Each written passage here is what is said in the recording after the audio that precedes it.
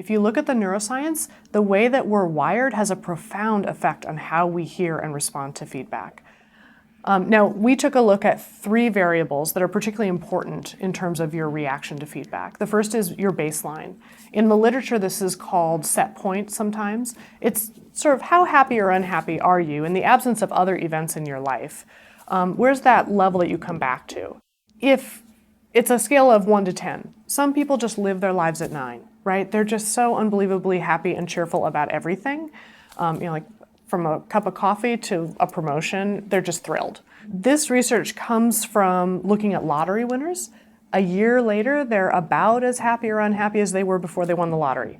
And people who go to jail, a year later, they're about as happy or unhappy as before they went to jail.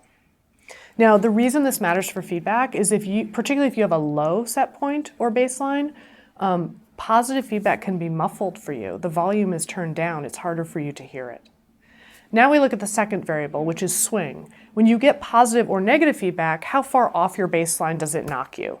The same piece of feedback can be devastating for one person and, kind of annoying for another. And then the third variable is how long does it take you to come back to your baseline? How long do you sustain positive feeling?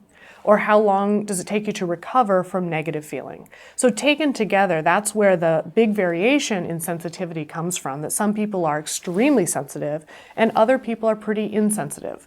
Or maybe I should say even keel. But I suppose if you're insensitive, you don't really care what I call you, so it doesn't matter.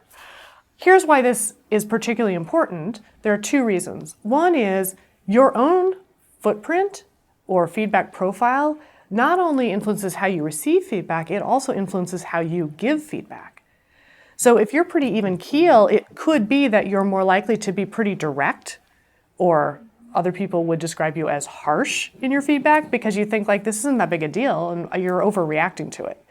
Other people who are very sensitive are likely to tiptoe around issues. And if they're talking to someone who's pretty even keel, like they're not even understanding that you're giving them feedback, right? Like you have to be pretty direct to even get through to them. The second reason it matters is that particularly if you swing negative, it can actually distort your sense of the feedback itself and your sense of yourself. So in terms of distorting your sense of the feedback itself, it's almost like it supersizes it.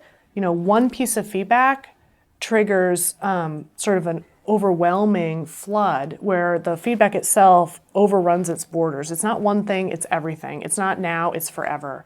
And you can fall into what we've called the Google bias.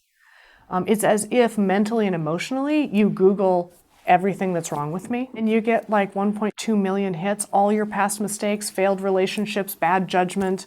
There are sponsored ads from your father and your ex, and it's suddenly everything you can see about yourself.